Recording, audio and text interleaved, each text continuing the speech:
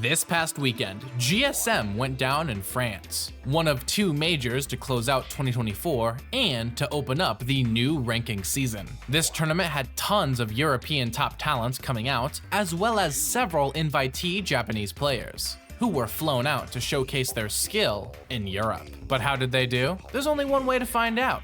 Today, we'll be taking a look at the top 8 of GSM, seeing how they got there and how they did within it. And as always, we'll be starting off by taking a look at losers 8ths. Those sets being Ball versus Sisqui and Gluttony versus Raflo. There must be quite a few eyebrows raising at this point, but we're gonna go ahead and start with Gluttony and Raflo. Gluttony was coming into the tournament as the number 6 seed. Starting off the weekend in pools, Gluttony defeated most of his opponents flawlessly, including Ball, though notably went Game 5 against Sephiroth main Zura. But making it into top 32, Gluttony then defeated Sisqui 3-1 to make it into winners quarters, where he then lost in a 3-0 against Doramigi. Once in losers, Gluttony clutched out a Game 5 win over Kid, the Mii Brawler, to make it into losers side top 8. Raflo was coming into GSM as the 9th seed. Starting off the weekend in pools, Raflo was able to make it through, dropping several games but not going to a decisive final Game 5. Once in top 32 though, Raflo would immediately get 3-0'd by Lima. But once he dropped into losers, Raflo went on quite the run, beating Johnny 3-0, as well as both Rauru and Crepe Soleil in close Game 5 sets, eliminating Rauru, who was the first seed of the entire tournament before top 8, and making it into losers 8ths himself, in order to go up against Gluttony. La volonté de Raflo, plus de saut, plus de moto, c'est le moment peut-être de placer un EPR. Non, on va s'en sortir, on va pouvoir atterrir du côté du joueur de Solaré qui récupère le son du terrain à l'aide du dribble de Wario, projection vers le haut. On n'opte plus du tout pour les backstrokes ni les forward swings, mais n'abuse pas, ne t'endors pas face à Gluttony parce qu'il est très bon pour combattre. Très bon, il est à 114%, et là ça sera encore une fois le coup de bouclier. Et là c'est le pourcentage avantage de Wario du coup parce qu'il est beaucoup plus lourd, parce qu'il a une meilleure capacité à tuer. Mais ça, ce serait sans compter le jeu de jungle.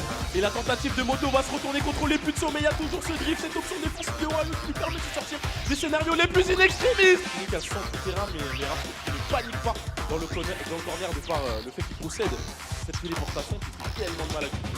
Ouh là là là là là, l'éruption. Raflo qui va enfin sortir la tête de l'eau, Raflo qui va trouver ce back air. Situation pièce de bord. Encore une fois le coup de bouclier, on va les conclure peut-être sur une performance dithyrambique de la part de Raflo. And in the end, Raflo defeated Gluttony 3-0, moving on in bracket and eliminating Gluttony at 7th place as the number 6 seed. And if you think that Game & Watch pick came out of nowhere, it didn't, as that's the character Raflo used to beat Crepe Soleil. Either way, we now have to take a look at the other side of losers 8ths, Sisqui versus Ball. If there's one story from this tournament that you've probably already seen, it's the story of Ball, the Japanese King K. Rool player who had previously never left Japan, and was coming into GSM as the 27th seed. Ball made a good run in pools, though unfortunately lost to Gluttony 3-0, needing to enter top 32 through losers side. And once here, Ball went on quite the run, defeating Steve main Ponflex and Coach Echo, both in 3-0s, before getting two phenomenal 3-1 wins over Super Semi's Younglink and Natoru's Pichu, making it into losers side top 8, King K. Rool's first ever major top 8. Sisqui was coming into GSM as the 11th seed, and even though he made it through pools flawlessly, he lost to Gluttony in round 1 of top 32, like we mentioned earlier. But from here, Sisqi's losers run was quite stacked, defeating Leon 3-0, Ling 3-1, and most impressively, Shattuck in a 3-0 sweep, moving into loser side top 8 in order to go up against Ball. Qui a 37%, termine extrêmement bien. Ball 145 est là directement. On va trouver un autre King qui roule. Et c'est là où Sisqui doit être excellent. Place une petite bombe, ouais. Et là, échec et mat. Ouais, il est alerte. Non, la roll. Il y a beaucoup de rage. Le back air, non, qui va être interrompu directement par le forwarder. Et c'est Sisqui encore une fois. Là, s'amuse. On les strappe et le cherchotte, on le canarde. Sur le joueur de Samus, on trouve encore une fois une projection. Ça cote, smash face à ses ressources, face à un chercheur chargé. C'est ce qui récupère le centre du terrain. Mais pour combien de temps la dash attaque? Le back-air pour le joueur de King K. Rool, il va pas en avoir énormément des occasions comme ça. Forcément, dans ce match-up, il perd le neutral et forcément, quand tu donnes des zones rouges, pas besoin, il avait beaucoup trop de pourcentage. C'était garanti. Le up tilt, une vie de chaque côté et le back-air qui va en finir. and in the end, Sisqui would defeat Ball 3-1. Moving on in bracket and eliminating Ball at 7th place as the 27th seed. And even though he didn't go further, Ball can rest easy, knowing that he made Smash history. Before we can catch up with Sisqui and Raflo and losers though, we have to take a look up at winner semifinals. Those sets being Asimo versus Doramigi and Lima versus Snow. Let's go ahead and start with Lima and Snow. Lima, one of the invading American players, was coming into the tournament as the 8th seed. Starting off the weekend in pools, Lima notably defeated Maida-kun, the legendary TO of the Mayasuma series, 3-0, as well as going to a close game 5 against Kid, though clutching it out in the end to make top 32. From here, Lima defeated Raflo and Netoru, notably going game 5 against Netoru, but clutching that out as well to make top 8 through winner's side. Snow was coming into GSM as the 5th seed, starting off the weekend by sweeping pools, though not flawlessly, dropping a game to M-Popo's Rosalina. Though once in top 32, Snow would go game 5 against Rarcure's Sora, clutching it out though to move into winners quarterfinals. Now in winners quarters, Snow would defeat Shattuck in a 3-0 sweep, moving into winners side top 8 in order to go up against Lima. Et là pour le moment, on va monter les pourcents, mais bon, comme on dit assez souvent, il n'y a pas franchise, il n'y a pas périple. À la demeure, mais à 0% en tant que Mario. Là, c'est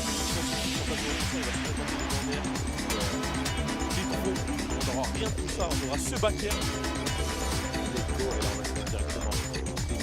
Mario, la zone a l'air.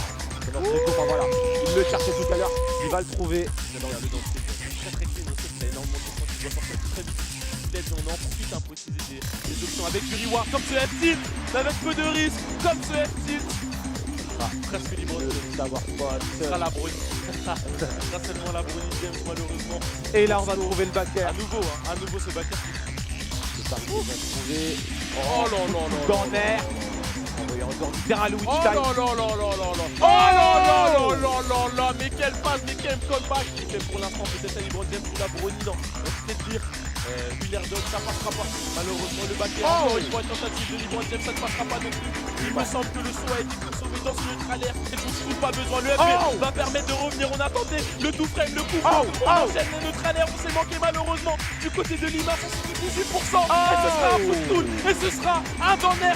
Et ce sera une punition sur ce bouclier parfait. And ultimately, Lima defeated Snow in a 3-1. Moving into winners finals and casting Snow down into losers quarters to fight Raflo. But before we see that set, we have to see the other side of winners semis, Asimo versus Doramigi. Asimo was coming into the tournament as the 2nd seed, starting off the weekend by sweeping pools flawlessly, before next moving into top 32 and defeating Echo in a game 5, and Crepe Soleil 3-0, moving on into winners side top 8. And lastly, Doramigi was entering GSM as the 3rd seed, starting off the weekend by sweeping pools absolutely flawlessly, potentially doing the Min Ditto against Pew, but I suppose it's possible Pew went Ness. Either way, Doramigi then moved into top 32 and defeated both Susu and Gluttony in 3-0 sweeps, being the only player to make top 8 without dropping a single game. And now, Doramigi had to go up against Asimo. Ça va être un gros défi, un énorme challenge pour Doramigi. Nous sommes partis pour la première winner semi de ce major. Doramigi face à Asimo, on se croirait au Kagaribi, mais nous sommes dans le nord de la France. Il va le faire Asimo, on est en situation de last hit. Et les premières games, on sait à quel point elles sont importantes pour la confiance, pour le mental, pour le moral. On va venir lire cette spot dodge et placer ce smash orienté. Tsumaki, la belle lecture, le très beau frappe de Asimo qui va mener au score. Et là directement le mégawatt chargé. Enfin, il est bien chargé. Comme vous avez dit, la focus lui permet de sortir un coup, mais pas deux. Peut lui permettre de sortir de situation in extremis. On avait plus de saut. Oh le neutralaire. Oh le neutralaire. Pour Edgar, c'est vraiment une terreur. Et là on va trouver ses raisons. Le Shoryu qui ne trouvera pas, mais par contre, voilà, deux backers en trait, des hitbox pour aller un peu briller l'équipe du côté du joueur de Shoto et le Shoryu. Bon, et là, on va relativement serré dans l'air rapide. Au centre de carte, mais par contre, Doramigi avec 117%. Et voilà le Shoryu. J'aime trop de faire rien et je te regarde. Et c'est passé texté sur la plateforme 69% déjà. On a conservé le saut. Normalement, on n'était pas prêt de l'emporter dans ce BO. On a toujours peut-être un saut. Non, on n'a plus de saut, mais on a ce FB, mais on n'aura pas assez de portée. Et comme ça a commencé, ça finira par une... And in the end, Doramigi defeated Asimo in a close Game 5 set, barely preventing a reverse 3-0, moving into winners finals against Lima and casting Asimo down into losers quarters against Sisqui. And since we're talking about that set already, let's just go watch it now.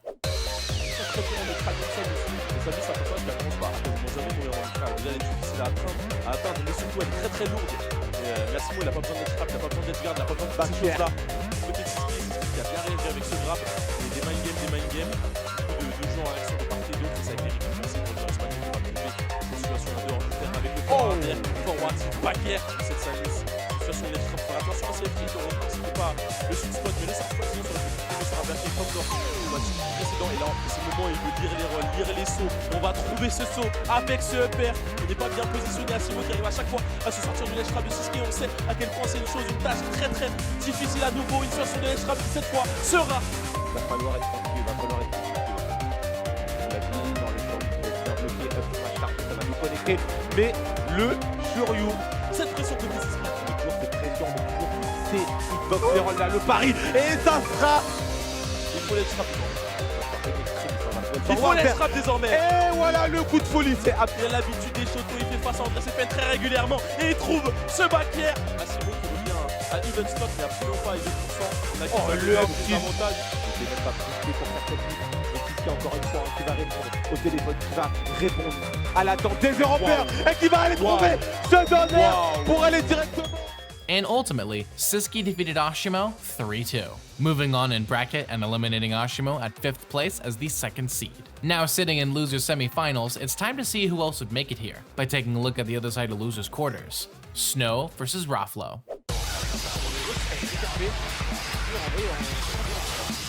Un piège de bord et on sait que c'est une situation pendant laquelle Raflo est particulièrement à l'aise et on va trouver ce neutre à l'air Dragon de manière très intelligente. Attention à une situation un peu impromptue, il va y réussir à trouver la sauce d'attaque également. On va se relever un petit peu naïvement.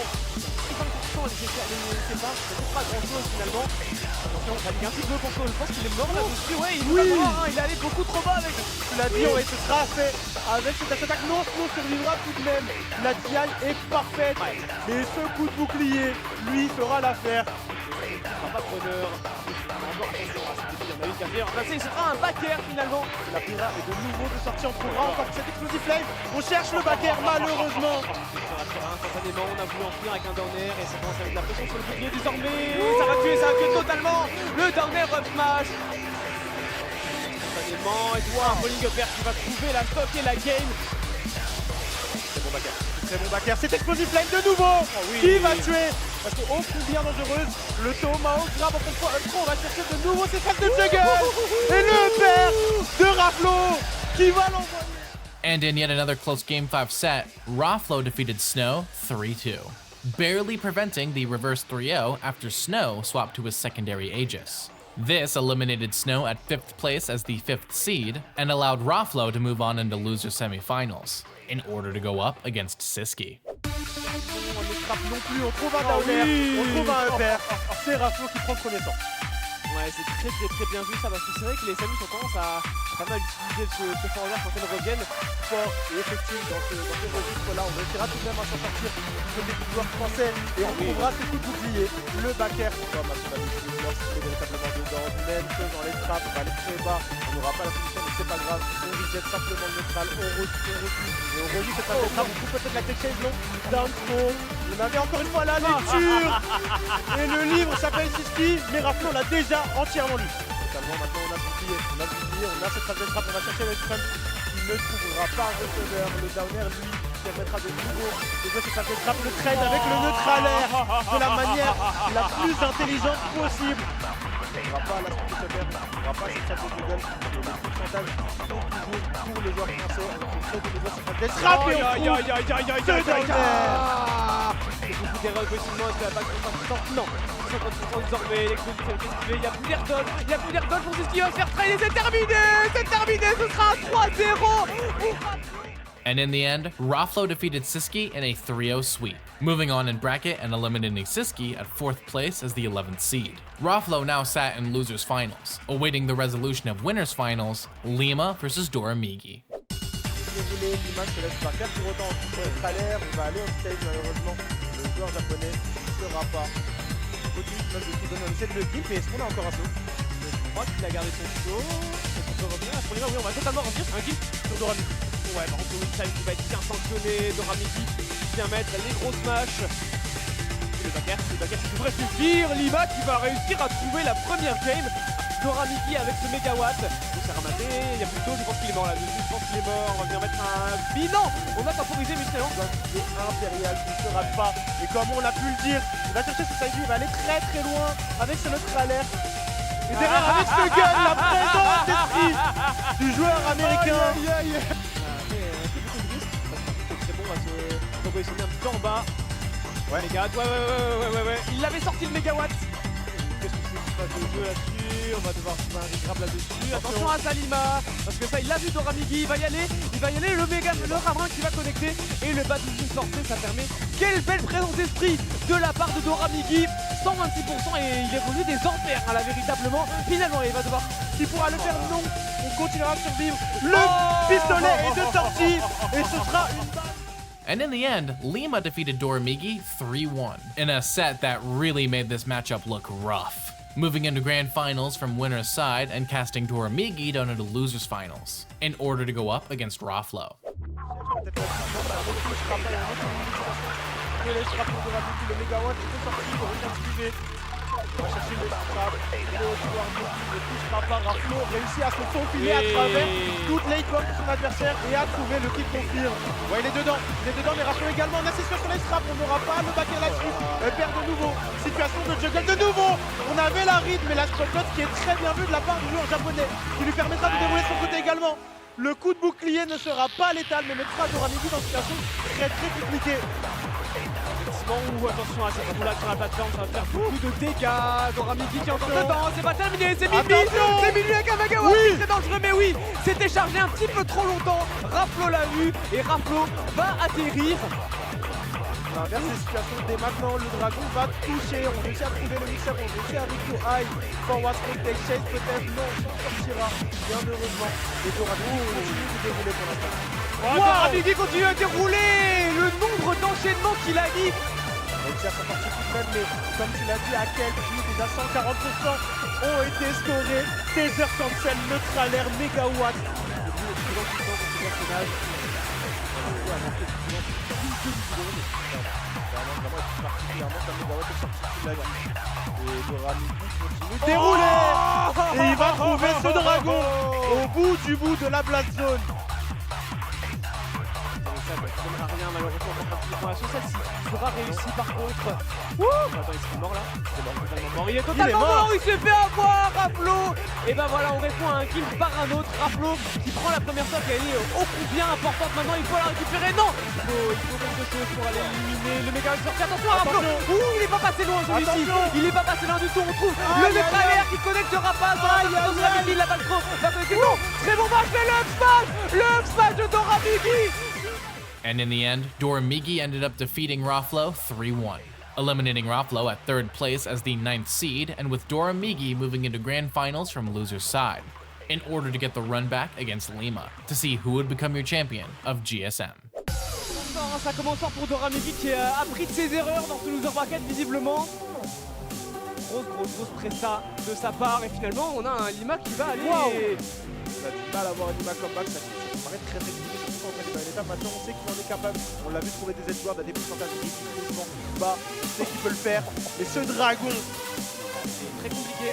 Ça y est, Lima trouve l'ouverture, le double P, on va venir construire peut-être avec un père, ouais, qui sera maintenu pour les petits guns. Est-ce qu'il a trouvé le gift? Oui, je pense qu'on devrait mourir là-dessus, c'est la mort. Il y avait beaucoup moins de lag évidemment, forcément, pas beaucoup moins de durée. Attention, le deuxième, on va pas trouver grand chose de plus là-dessus, mais il va y aller très loin. waouh! Une très bonne stock là-dessus, on tente la chaîne dommage, il va se faire intimider par sa propre plateforme. Le père, le backer en finisher, ça fait beaucoup de dégâts. Évidemment, on va trouver un très beau SP. Il est mort, il est totalement cuit, il a attendu trop longtemps, mais il n'y a pas grand chose. Est-ce qu'on peut me prendre la stock là-dessus? C'est incroyable pour Doramigi dans ce cas-là. Il n'y aurait plus grand chose à faire, il a tenu un peu le lait, un peu trop longtemps. Lima là-dessus, attention à tes doigts, tu pourrais te faire pincer très fort là-dessus. Et finalement, on va trouver le très bon reverse, un excellent backer après le side B. Cette ride de rôle qui aurait pu être bien plus dramatique, et de Wilson qui a été consommé également. arrive encore une fois à remettre en situation avec Suicide B, Suicide B qui a l'air de la guerre et ça c'est impeccable. On est à nouveau en stage, encore un win time décidément. Ça a fait beaucoup pour Lima. Doramigi sous pression et sur le back air. Et c'est terminé. C'est terminé pour ce GSM. And in the end, in the exact same score as winners finals, Lima defeated Doramigi 3-1, eliminating Doramigi at second place as the 3rd seed, and with Lima winning GSM as the 8th seed. This is Lima's first ever major win in Smash Ultimate. A nice jewel to stick in his crown of his recent level up.